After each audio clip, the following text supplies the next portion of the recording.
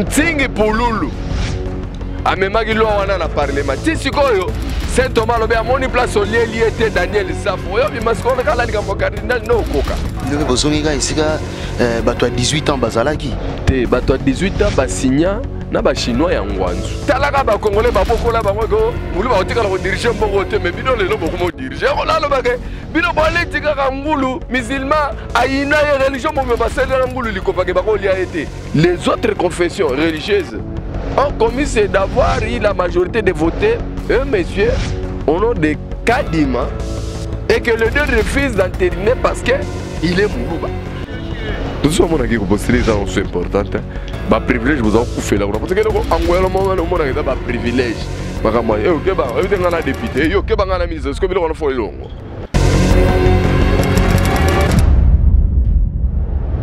Kinshasa, capitale de la République démocratique du Congo, mesdames et messieurs, bienvenue sur votre chaîne Vision Plus Télévision pour suivre nos différentes émissions que nous avons le plaisir de vous le présenter. Mesdames et messieurs, encore une fois, accordez-nous votre fidélité que vous accordez tout le jour pour suivre Vision Plus Télévision avec vos serviteurs, vos travailleurs qui sont là pour vous faire vivre les différentes actualités qui se passent au pays. Batata ba mama balandi oyo nyonso balandaka Vision Plus Télévision esengweza makasi ya rozala na tango ya lelo oyo tokobeta masolo mai politique oyo ezokabola une certaine opinion et lelo toza bongo invité na biso ezali bongo Saint Thomas oyo tokomeka kosolola naye par rapport ya masolo ya politique ndenge ezoleka na mboka. Saint Thomas za mutu akoprésenter lisusu te na milliers ya presse oyo achaka vraiment moi mo pepe na ye tango elegaka. Saint Thomas mbote na yo.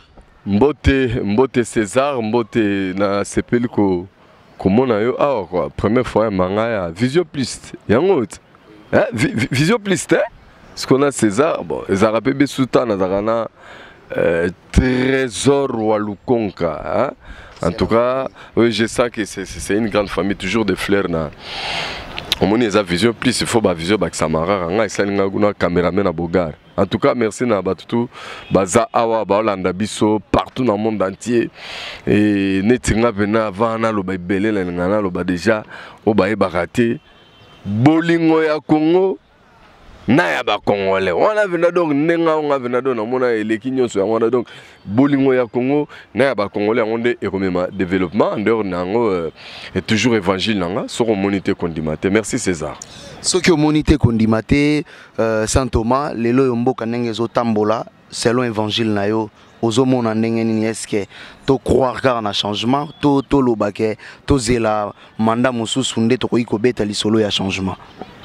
Bon en tout cas question nous a qui toro mingi personnellement naza éclairé qu'on comprend que yo on dirait na planète mususu lekenga mabe do yo takano na Congo de tiyo lelo on va te que Congo changea présent changea Congo intouchable balara soute Congo seul pays en Afrique.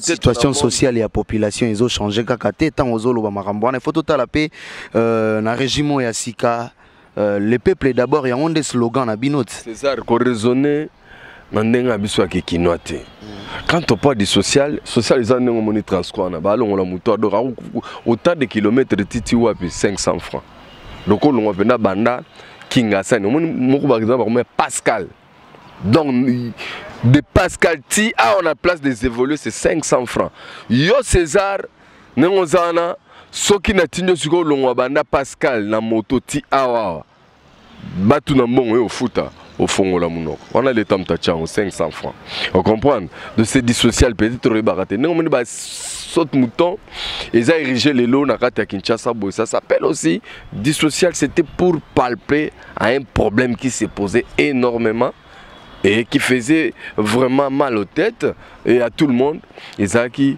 ba dimension il y a ba monstre ya bambouteillage ezaki kosama na bisika o lelo ba soto moto ezali oyo et permettre fluidité wana ya mituka ça s'appelle déjà une solution à un problème ça s'appelle du social ba route urbaine et belé lelo na Kinshasa eza en réhabilitation mais sous ça construite même mais Ça s'appelle aussi. Les solotés à Chilezelu, ou les solezobeta magambongo zomonanate pendant que. Excusez-moi.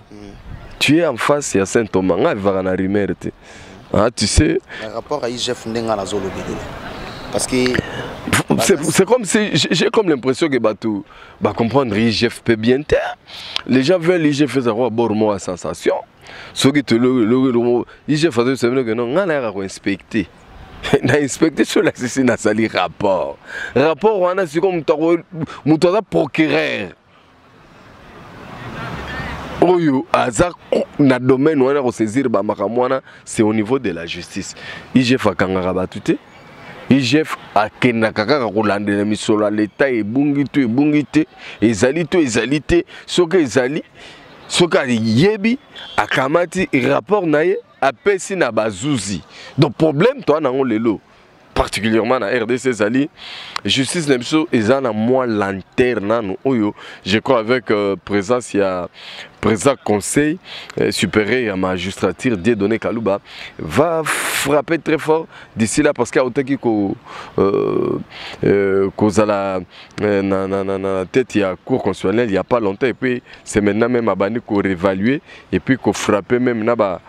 Sanction M. Bandi tout à l'heure parce que même les chefs de l'État l'avaient dénoncé na passage na Est tant que ba beni tant que chef de l'État qui na beni na kota na kamuso amamke que banda chef de l'État Félix Antoine Tshisekedi Tshilombo akita beni a déclenché état de siège de Sepelisingai de César je suis beni bali moi tina Facebook je suis béni.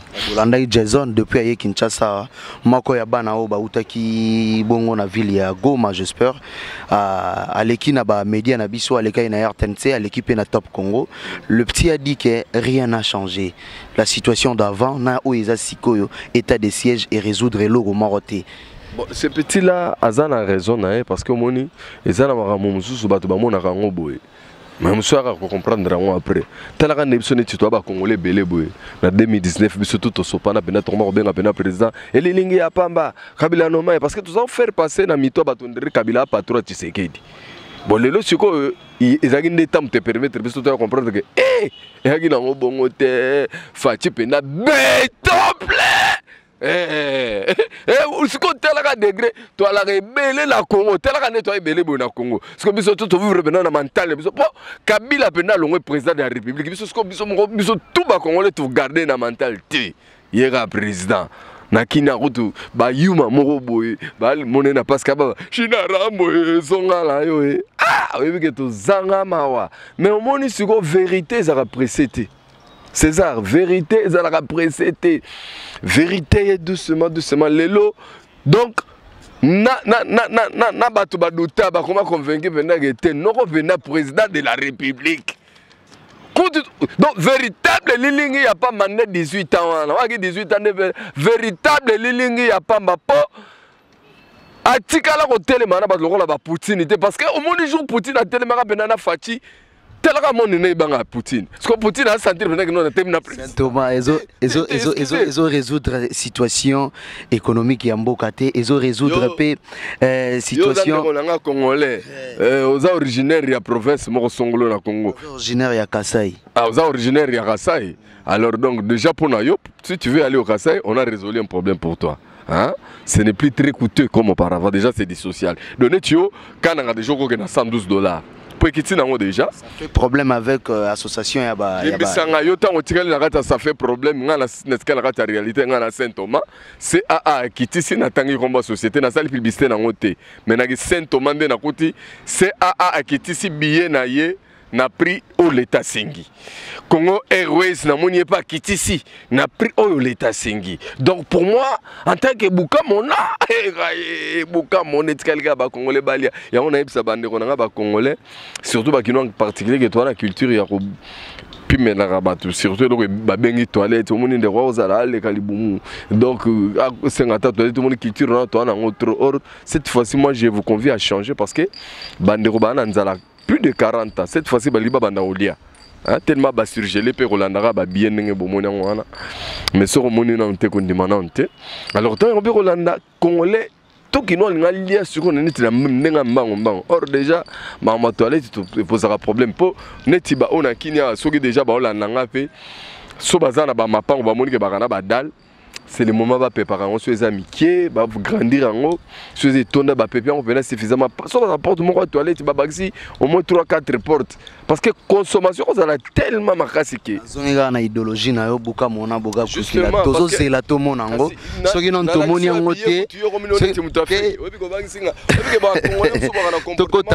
Tokota non na ba sujet na biso to préparer poto sur la lelo. Ba Congolais monsieur le robot comme ça rangai makamna biso bobe ta roi makamo ba étranger moro boye. Oh, ngala biso déjà billet qui ti yozo ke kota ma fake sunai. Ah, boniko au Congo. Yo yebite ke fake ça la problème fake azo boya na e. Fake azo boya na e ba prix wana. Rien, fake aboye li ba prix. Po ba prix na ba fixe ba vanda ki na fake ba solo la ki na fake. Merci beaucoup Ndeko Saint Thomas. Lelo yo masolo ya politique na RDC ezo betama par rapport il y a désignation ya bateau bako diriger CENI et puis na ba membre ya bureau ya composition ya CENI to monaki ba confession religieuse bangonde mutu ba ponaka mokambi ya CENI na 18 ans o elekaki awa ça faisait toujours problème na ba désignation ya bateau babande ko kamba CENI bako pona mutu ba pona imalumalu na 2006 to monaki ba confession religieuse mususu basala ki yango problème ba eko pona ndeko pasteur oyo kombone lisunani ba eko pona ngoi mulunda et ça li problème ba eko pona Corneille Inanga na 2018 pona kamba élection ça fait toujours problème mais to moni pona ko kende élection en 2023 bazongi seli ba confession religieuse tâche na bango boyoka na bopona mutu mais à notre grande surprise bango lelo bazui tâche wana bazongi seli susu bae politique oyo bango babandai ko funda lobby ke bango basemaka ba problème na nomination ya ba président CENI bazongi sike Assemblée nationale ça la plénière oyo ko désigner mutu akokamba CENI lecture ni no ko sala par rapport ya question wana.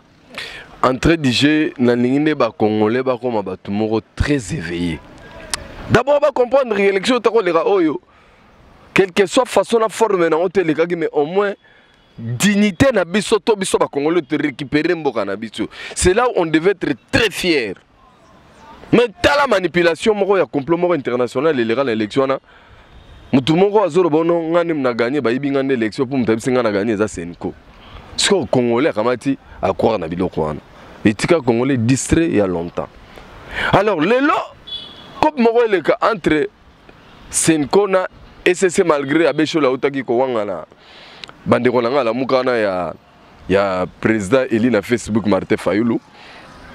Kolobake, bango tout au cas, babimsa phrase, moi, bimara, tu on faut dépolitiser la CENI. Ah, na mon phrase, on vient à faire des naus, écoutez, nini, quoi, Senko. Oh, et que SSC, ah, non, écoutez le bon citoyen. Oh, il faut dépolitiser la CENI, il faut dépolitiser. Ah, je n'ai rien compris, moi. Je me suis dit, oh, est-ce que Bissotou, tous a des pieds sur terre? Ou bien ça, va Congolais, monsieur Neto Fandi Boy, bah, moi, bah, you, mon béni. Mon cher, comment voulez-vous tourner en 2021? Les mêmes gens qui vous disaient qu'il faut 2023 élections, ça va être président de la République à Obanga. Mama saneti ya obanga bango po bango baba to lokuta makasi musala na bango kokosa batu matin midi soir tellement lokuta les gars qui bango makasi lokuta na ce qu'on est mutekomi ko travailler bango bino na bomoni confusion zo ya te na dossier oyo confusion ko côté la bango makasi parce que confusion e banana no na batu bagenda olamba liboke pour la peuple congolais et c'est pour la toute première fois banda Congo ezala indépendant au moins la bozo président de la République. Oyo azoya pour résoudre les problèmes collectifs ya ba Congolais déjà ba biloko ba social wana be ça ba produit surgelé be ça ba billet d'avion ozo mona za ba secteur union soit construction azali ya ba travail ya ba marambo mai ya mama courant bazo travailler ça dit que d'arrache-pied toujours rien que pour améliorer les conditions sociales de la population comme jamais auparavant, y compris même la gratuité. Tout ça, comment on va continuer à accéder même à salaire. C'est du jamais vu. Ça dit que c'est pour la toute première fois aussi, tel que Moninga a vendu dans César, dans Saint Thomas, dans Zoé Sabatuke Buka, Mona Buka Kwikila. Au mon événement, au Fatia Sala Oyo, avant Tomi comme le route 2023, Wanandeko.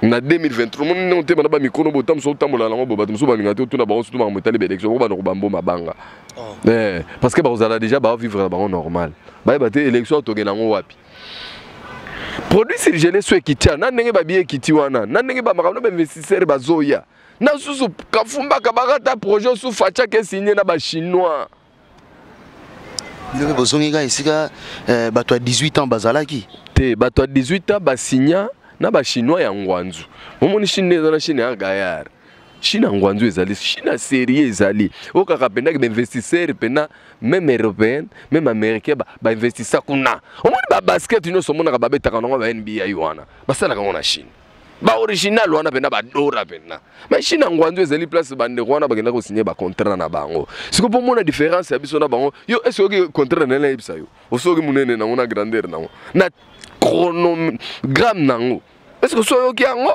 yo yoki nanu te yo fo yoka nanu César loba bandeko bazolanda bayeba boyebisa ye ayokaka nanu koyoka eza ndenge nini facha signé contrat batonga ville na 142 territoires ya RDC na ba chinois n'espace il y a 2 ans ba ville moderne. Ce qu'on dit, les Chinois bien que au Canada bon ba kopwana. Ba Chinois oyo batu nyonso ba mona kita problème à Covid et bandi na Chine. Ba Chinois ba sala démonstration ba tonga hôpital ya munene avec 1000 lits. Hein? Hôpital ya 1000 mbetu, n'est-ce pas ça une semaine. Matériaux durables normal ben hôpital est tellement batu ba kamwa. Si on a chinois na balobi biso si on a ba village na ba ville na biso mike tout kuna batonga ba ville moderne n'est-ce pas ça de 2020 à 2023 ba remettre ba ville na maboko mokonja mboka na batu la biloko si ko ça yo ya banana propagande ngo wapi yo na élection na yo on a été que les dégâts parce que Kinoa décembre oyo na boy na kana ko sa ba congolais en général mais na tino Kinoa en particulier décembre on de Kinoa nyoso akilane na e pa muninga te pour l'année soso la fola ala pour so la fola ravami comme la bona ne on a lo bel gambo toilette ndé côté na ngana insister makasi siko moni ma ba confession religieuse ne ngana zonga wana so beti ma solo ba confession religieuse okuta ke baza 8. Mais si vous des confessions religieuses, vous avez baza manipulé. Bango bazo bafo ko dépolitiser, seni bato ba sabango ba dépolitiser seni eza ba politicien ya ba opposant. Oh, si ko bino neni bino bolo ba makambo ba opposant ba loba. Bino bo na bino netre. Parce que neutralité na bino zaki bozo appuyer ni pouvoir ni opposition. Mais bino tozo ba opposant ba solo il faut dépolitiser la CENI. Une société civile, il faut dépolitiser la CENI. Est-ce que ça théâtre est la réalité? Il y a un moment où il y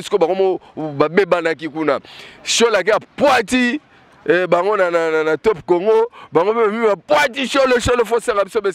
ça t'a côté là, parce que les gens qui le peuple congolais.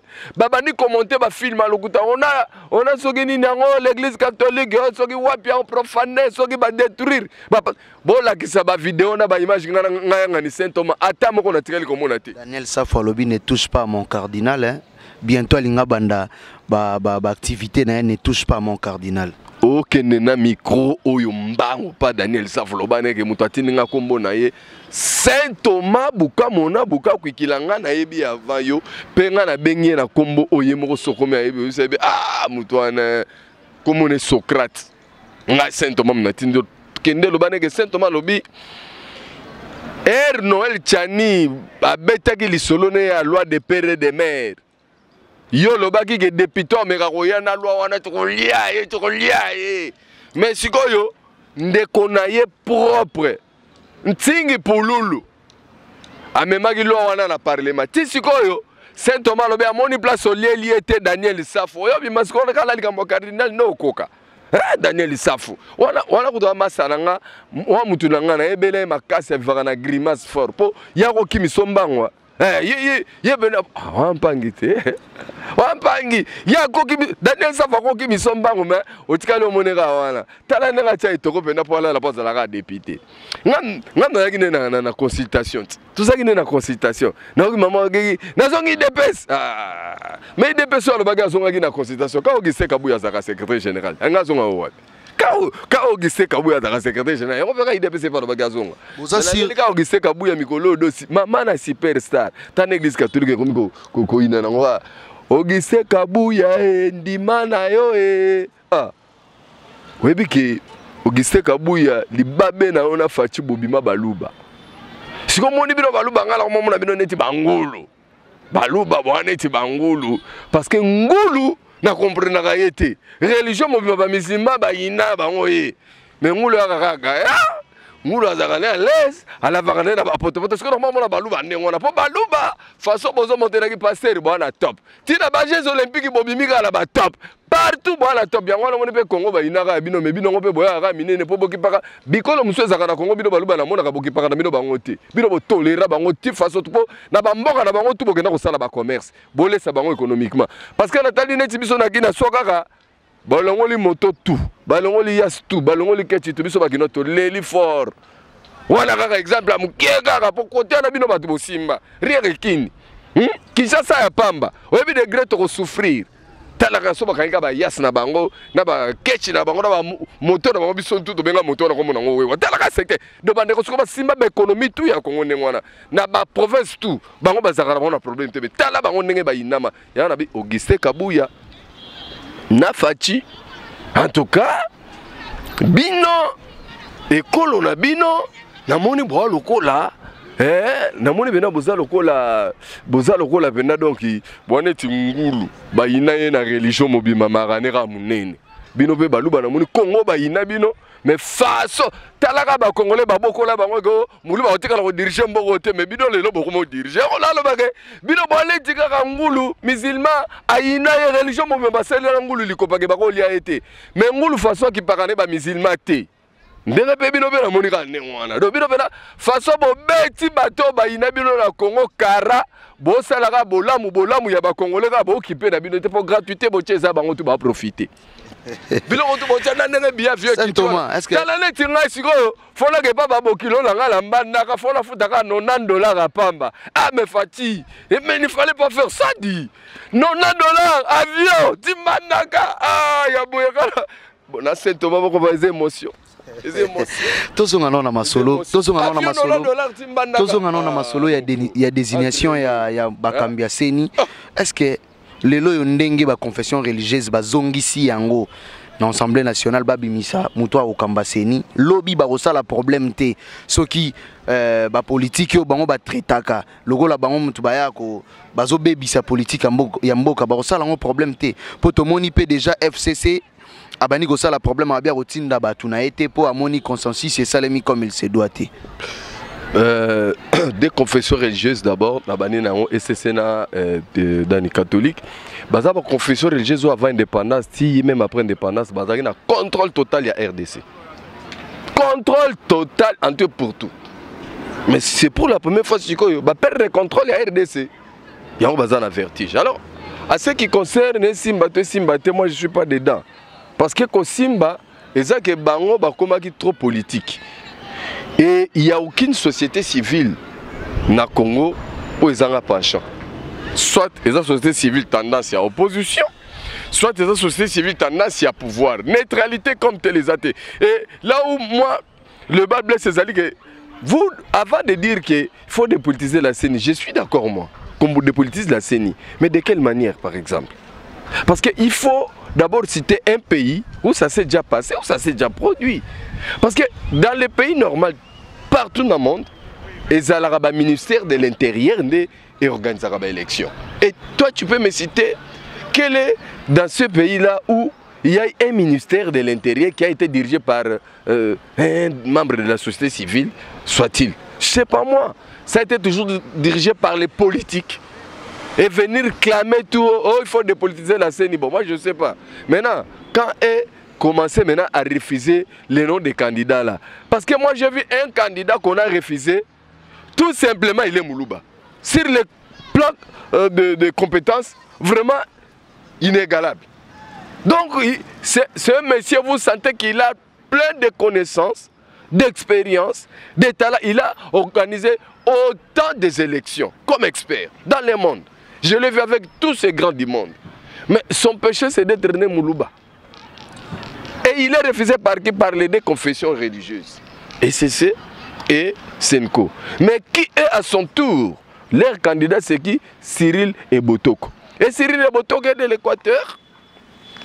Les deux représentants des deux confessions religieuses, c'est aussi de l'Équateur. Et là, chez eux, il n'y a pas de tribalisme. Hein. Chez eux, c'est tout est normal. Mais lorsque de l'autre côté, attends, c'est le nom de celui qui vient après, celui qu'on a choisi par les 6 confessions, ils disent, ah, comme son nom c'est Kadima, il est proche du chef de l'État. Donc, ce que chef de l'État, Balouba Balaka contre le chef de l'État, Balakate. Chef de l'État, il y a chef de l'État, il y a un bougima, il y a un miel. Bamelaka milik. Chef de l'État. D'ailleurs, côté souffrance, c'est allé à outrance. Donc, chef de l'État, comme chef de l'État, ça, Balouba, Bazara, Baron spécial. Bobita, Baron spécial. Comme ça, Batoné, Tibazo, Babatutubo. Et pourtant, César, on a un Congolais, tout a défi. Oh, mon bon, t'es pas Maramana, mon amour, petit tolo, on est tolo, donc, et là, on a la salle constat, Balouba, Bana, parti politique, Nyos. Balouba bana ba domaine nyonso balouba bana ba parti nyonso siko boko kolongola bango ndenge nini atabino moko pe boka pe soni bilo muso ba kobimisela biso ba théorie moko bezanga tina. Donc le péché que les autres confessions religieuses ont commis, c'est d'avoir eu la majorité de voter un monsieur au nom de Kadima et que le deux refuse d'entériner parce que il est Moulouba. Ici à l'Assemblée nationale on vote toujours Kadima. Les confessions religieuses, les réactions, ça sert à quoi? Ça sert à rien parce que toutes ces deux confessions, il n'y a que les politiques qui agitent, qui sont au-dessus. Les membres ne sont pas leurs membres comme des partis politiques, non? Les membres, on est en démocratie. Lui, sur Top Congo, il a dit que non. Il y avait des appels de menaces, il y avait l'un des acteurs politiques qui a réussi l'un des représentants de la confession religieuse à l'hôtel Béatrice pour leur remettre les enveloppes. Ils ont leur promis de Jeep. Tout ça, ça a influencé. Abbé Chol détient de preuves de tout ça. Peut-être c'est là où il va montrer tout ça. Mais moi, ce que je retiens, que j'ai compris quelque chose dans tout ce qui s'est passé. Vraiment avec beaucoup de maîtrise. J'ai parfaitement compris quelque chose. C'est l'approche sociologique et psychologique du FCC, de Lamouka El Fayoul Mouzito et ECC Senko. Et les mouvements citoyens, leur souci c'est qu'on aille au dialogue au lieu d'aller aux élections. Ils veulent qu'il n'y ait pas des élections en 2023. Il suffit d'écouter leur langage, ils parlent de la même façon tous. Parce qu'ils ont maintenant peur des élections. Parce qu'avec les élections, ils vont tous disparaître comme du sel dans l'eau. D'ailleurs, même avant les élections, s'il n'y a pas leur dialogue là, tous vont disparaître. Dommage. Parce que le peuple va voir que les sociales s'améliorent du jour au jour avec Fatih. Alors, il faut voir. Ils vous ont chanté, ils nous ont laissé 1 milliard de dollars, non? Comme réserve. Tu te souviens, non? 1 milliard, hein? Mais nous là, on a combien? 2 ans. Mais on a déjà plus de 3 milliards de dollars dans les réserves. Dans les réserves, on a plus de 3 milliards de dollars. Et je crois qu'avant d'arriver...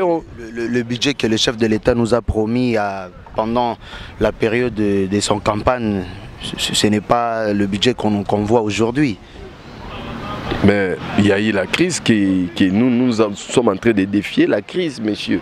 Sans les budgets, on parvient à baisser les prix des choses, non?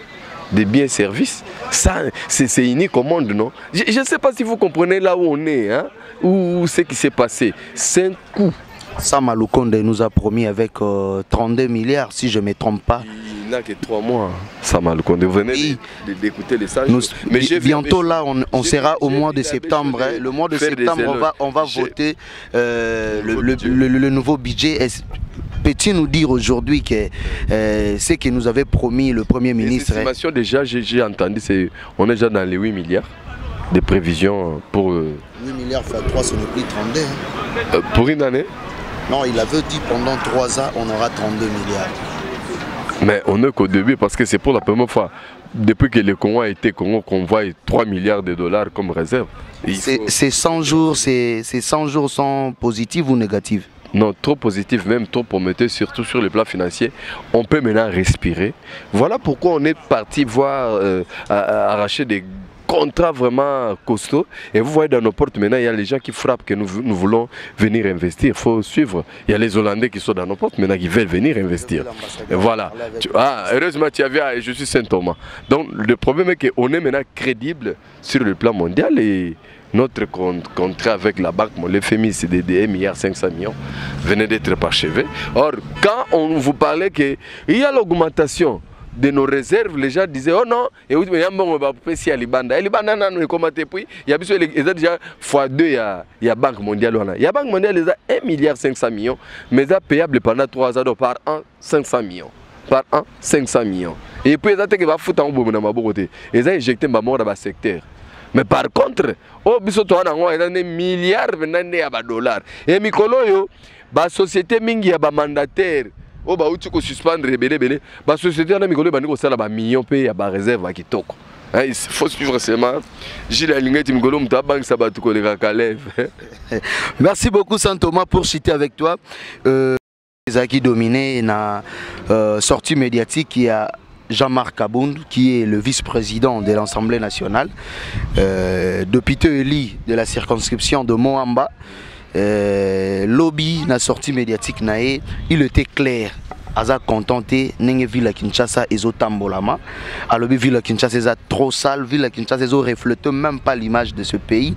Kok banana aéroport, tiko komati na ville, ba caniveau, ba saleté, kolobate. Réaction zanini parce que Ville Kinshasa on mutu azo kamba Ville Kinshasa. Bino batu bo pesier, mpifo wana kamba Ville Kinshasa, mais apparemment qu'est-ce qui fait que quand Moutou a kamba bo pesi mpifo mais quand binomo à l'interne bozo critiquer na ba province mususu to moni ba gouverneur o isimba kité ba longola ibango bino bozo zelanini.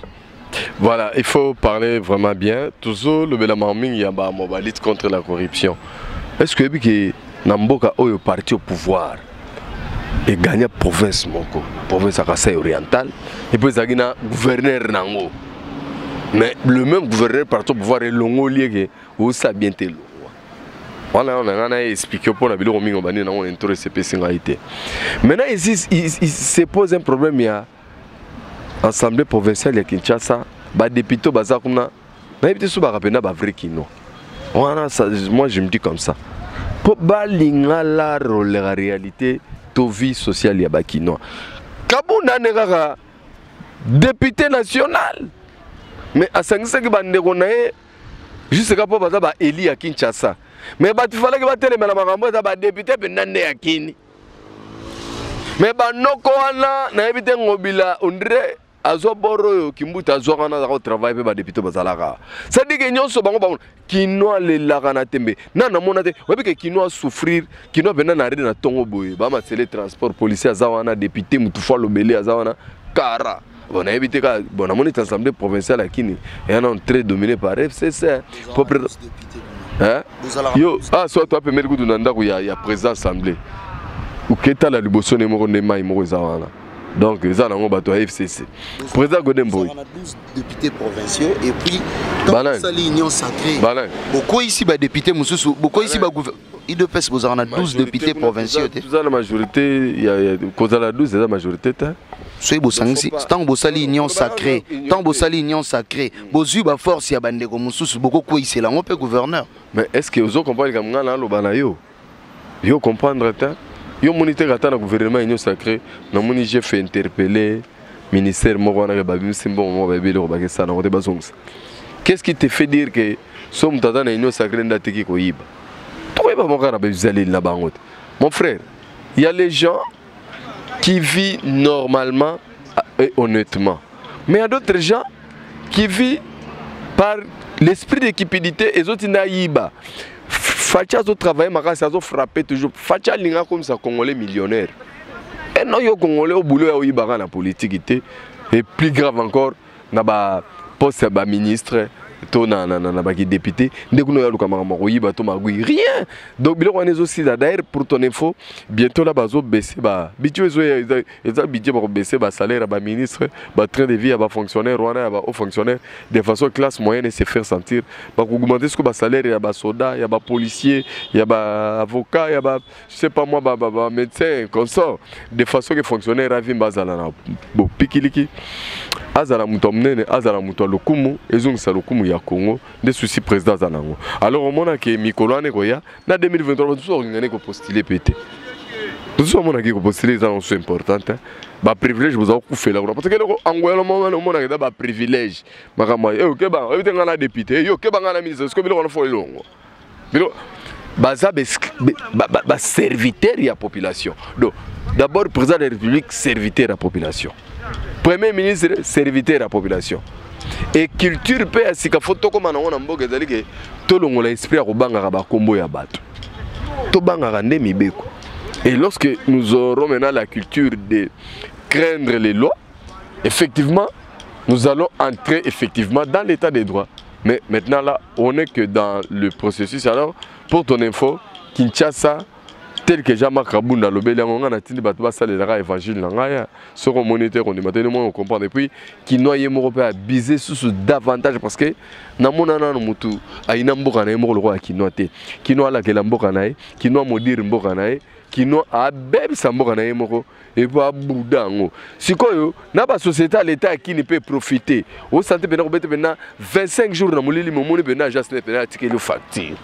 So sera na matelikola potone tia kata faut ça marana kin ya mo biloko wana nyosto ezo choquer bato me baye baraté na na kolobela bango ba député bo vota alors en 2023 ngai na yebisi bino so bo pesa confiance na IDPS po IDPS ala sabino na boba na mama olia kitoko mama voyager kitoko mama otanga déjà za ofele donc faut faire confiance na parti na so ba na majorité biloko ebele to kolela so soute parce que ezaka pampa et simbi po bango moko na ba mobiliser tala ba confession religieuse na opposant wanzu ba ko sala le côté po bazanga ba to côté limisa na balabala so ba ba mara 12 so compter bango tout 5 mon mara 12 comme tazako tia bango pas comment na pouvoir ba on met la pema ba IDPS akangina opposition na majorité parce que moni bato ba baté est-ce que tozaka biso to biso te bato ba miye batenga la ba makambo bato ba mona na miso po soko tali opposition tango ebandaki la muka balaka kombe mikolo ba ninga to ba benga masu ba poza ba komi benga ba résistant mais moninga Chadari mikolo na moni Chadari abi bien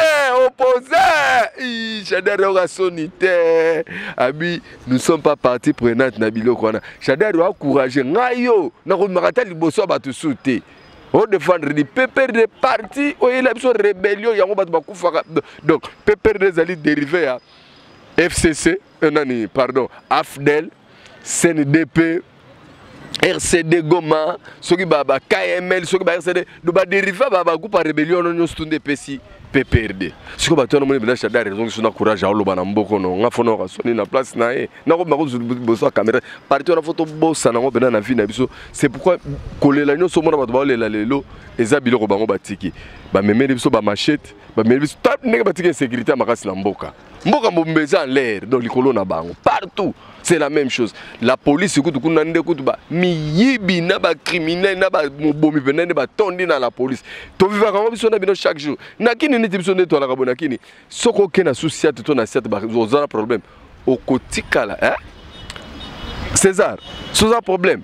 Okotikala ressentir te que Kabila longwa.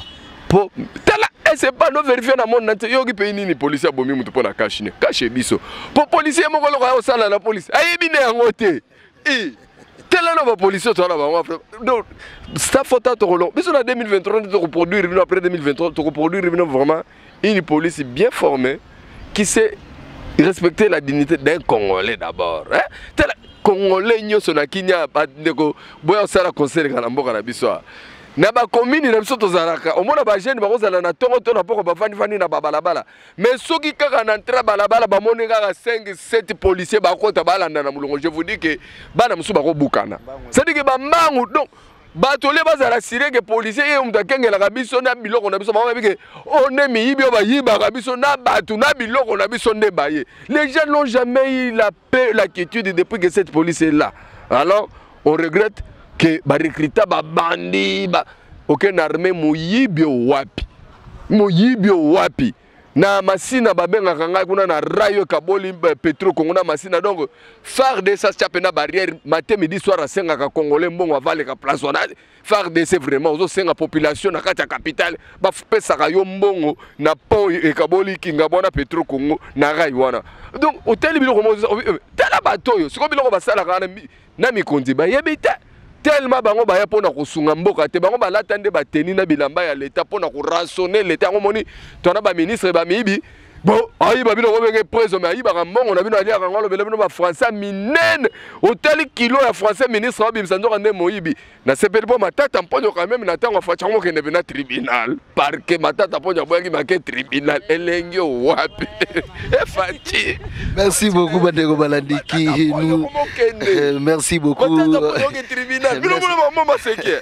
Matata mponyo ake tribunal mais boya ki fort tango yaki. Mais est-ce qu'on a un poison? Depuis que matata mponyo bela rien. Muto sala crash na vie akufate. Bataka na ba daya me ya bika. Mais mbalo kata ko na problème na justice. Amoto mona médecin tokeyi. Yo ne lukena nga mamboyo. Merci beaucoup amis internautes de partout à travers le monde. C'était vraiment évangile de Saint Thomas. Saint Thomas tozu vraiment milite belé. Madame Bella Dinganga. Bella Dinganga. Siko na ngana ebiselo ko moko. Oloba bien Madame Bella Dinganga. Patronne ya Vision Plus Télévision. Bon ouais. Vous avez dit que César veut une appellation bien contrôlée. Ce qu'on a dans mère na bonga manan. Mère faut respecter. Mère, Madame Bella Dinganga, patronne ya Vision Plus. Ngai comme on a Saint Thomas na sepeli ndenge na lekaka. Na iloko yo salela ba Congolais bazwaka mateya ya kitoko. Maté pour pas souffrir trop parce que mon sur bola il goûte boire na stress à tout mais Congo te ngal ebsaka bino boza bino kimia na sens que soko moni ndendima mais na bike monter la biloko mo ya mabe o so bo moni bozu panique c'est que na le pona bino na biso ko moni sosola oui parce que ya solo to ya solo te pour que mon muto aloba mendo rande eza montage mais moni image muto aloba pour les technologies développées mais na on a ebisa obo da kuzu basi baze belé na Londres aka na Londres.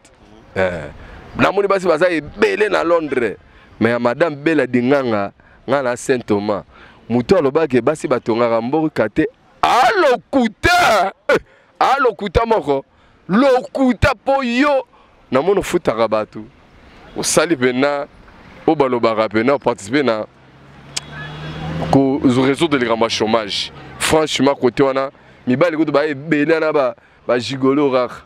Ba gigolo nana kina sala ta rien mais mbanga danger mais aussi au boro sali mère Bella Dinganga na ebiso à travers yo ezana ba congolais belé ba komi lokola ba teki bango siko bandimeli siko sikapo ba yokaka mate ya fufo mais ba komoka makamoko ya suka talaka ba yoke évangile à Saint Thomas soko monité kondimate mais boye sa bande kona bino na kisasa nde ba pepa badal merci bye bye merci na Kiki Kezong depuis Luxembourg et di Kalubi du Japon déjà na kati kini na sepeli omoni ngaka boye omoni benake oza Saint Thomas mboto eza ya yo mbote tumba ko l'échapper yo cameraman na biso exaucer Muvudi donc aza bogar na boy ba mona ya boma mabala batu na poto.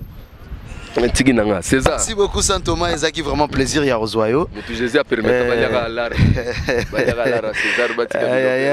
Saint Thomas, merci beaucoup na bandeko balandi o balanda rabiso bosala rabiso confiance na Vision Plus Télévision pour na kolanda ba différentes émissions na biso. Là je vois vraiment directement depuis Paris monsieur Chiban Chibasu, je te salue. Je salue aussi Mémoire Bouefo, soif de servir les autres, sans oublier Patrick Ilunga, le grand pétrolier de mon pays. Je tiens aussi à saluer Clarisse Kalou, je suis vraiment toujours là pour toi. Merci infiniment à Exaucer Muvudi, merci à Madame Bella Dinganga, sans oublier depuis Dallas, bienvenue Massadi Mote Makarolov Dia, vraiment on appelle Sibino Mbote, mon papa Gustave Montayavo, toi qui me suis tout le jour et tu me prodigues des conseils, en tout cas papa, merci, je vais faire de mon mieux pour que tu sois satisfait. Merci infiniment, on se retrouve au prochain numéro, ciao.